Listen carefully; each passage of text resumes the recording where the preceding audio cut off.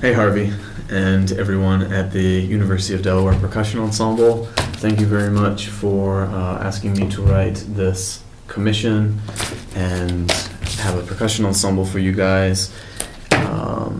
Let's see, I have a lot of instruction that came with it, but I thought I would spare you some any confusion and make a little video for you about exactly what the things mean, and so you can at least see them in action and be reassured what you're looking at.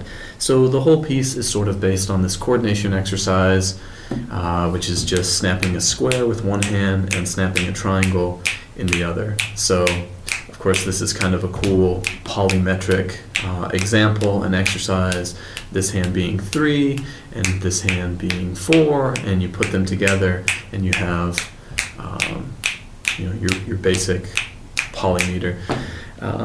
And your basic polymetric cycle. So anyway, you in the notation you've got one column and another column, and this is one of your hands and this is the other one of your hands. So right and left, and it is from your point of view, you the performer's point of view. It's not from the audience's point of view. So you perform what you see on the page, and hopefully that is a much easier thing to do. So measure 1 is simply left hand only, and it is just this, making a simple straight line. And of course it's just one player to start the piece, and then in measure 2 all players join. 1, 2, 3, 4, and then measure 3. 1, 2, 3, 4, and then 1, 2, 3, 4, 1, 2, 3, and then measure 5 is this. 1, 2, 3, 4, 5, 6. 1, 2, 3, 4, 5, 6. Okay, let's see what else. Measure 9 is really the first polymetric thing because you have a 2 pattern and a 3 pattern, and this should go like this. The left hand stays the same, and the right hand goes up, down, and around in a curve. So 1, 2, 3, 1, 2, 3, second time, like that. So one more time, measure 9 with its 2 times as written goes like this.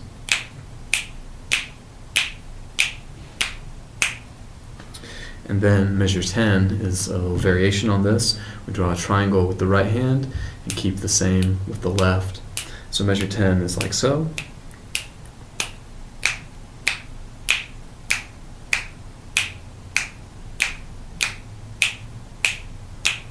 Okay, and then of course measure 11 is a square in the right hand while keeping the same straight line in your left. It's real important that you maintain the same distance so that your square is always occupying the same amount of space so that the audience really sees a square again and again and again. Otherwise it just kind of looks chaotic.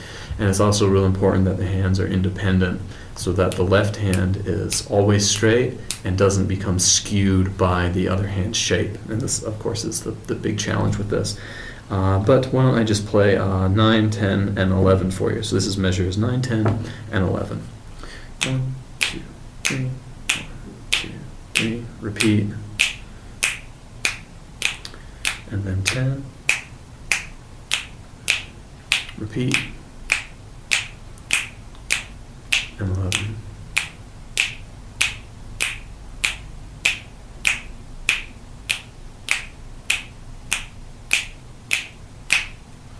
So hopefully they see sort of a little additive shape process.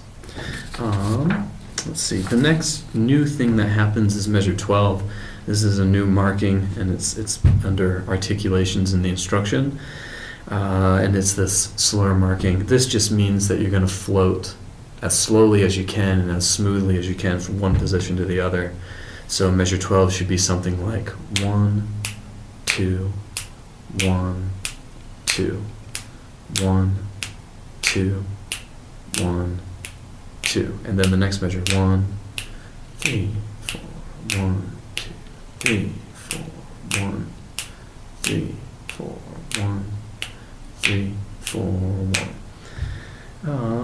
And then you have something new. Let's see, measure 15, you've got some rests and some staccato notes. Staccato notes should be just the opposite of the slurred smooth notes. They should just be really rigid and quick. So very short and pointy. So the left hand's still doing this, and then we have in the right hand 1,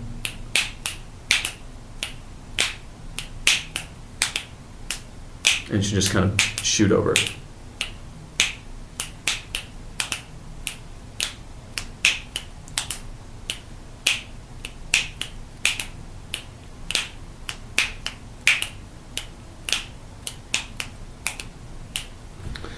And let's see, the next new thing, let's see, sort of new is, let's see, 18, 19, 20. Let's look at measure 20. We just have this offset 8 notes with the rest. This is probably obvious, but just to be clear, what's happening in measure 20 is the left hand has 1, 2, 3, 1, 2, 3. And the right hand is just doing a different rhythm off that. So it's simply 1, 2, 3, 1, 2, 3, 1, 2, 3, 1, 2, 3. And hopefully they get the sense of the 2 triangles. Let's see, what else is new? The last new thing, really, is the rests. So we have measure 53, 54, 55, measure 56, and on for a little while. So this is simply no snaps. So you're doing the same shape, but minus the snaps. So the audience should sort of hear the rhythm, even though there's no sound. If you want to move from the previous exercise, which was snaps, you could even hold your snapping position into the next. So measure 55 is this, and then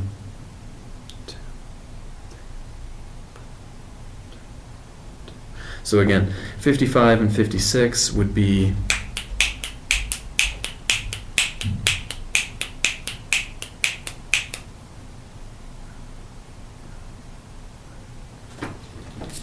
like that. And then I think we just need to talk about the 2 endings. I think the notes are pretty descriptive. I guess the only thing I need to clarify is in the first ending type is the bow. So you finish your claps, 1, 2, 3, 4, and you bow that way. So clap and bow, as if to bow to the audience and announce the ending of the piece. So like that. The other ending, the other optional ending is you finish what you last had, which I think is triangle and square, and it's fast and it stops, and then you pause, and then you give them the tap your head, rub your belly coordination thing, and hopefully that gets some laughs or whatever. So I feel like you have a middle school auditorium version, which could be this, and the more gracious version, which could be this. Okay, I hope that is helpful, and thanks again so much for the commission. I think it's going to be very cool, and I hope it works out and you enjoy, and thanks again. Bye, Harvey. Thanks.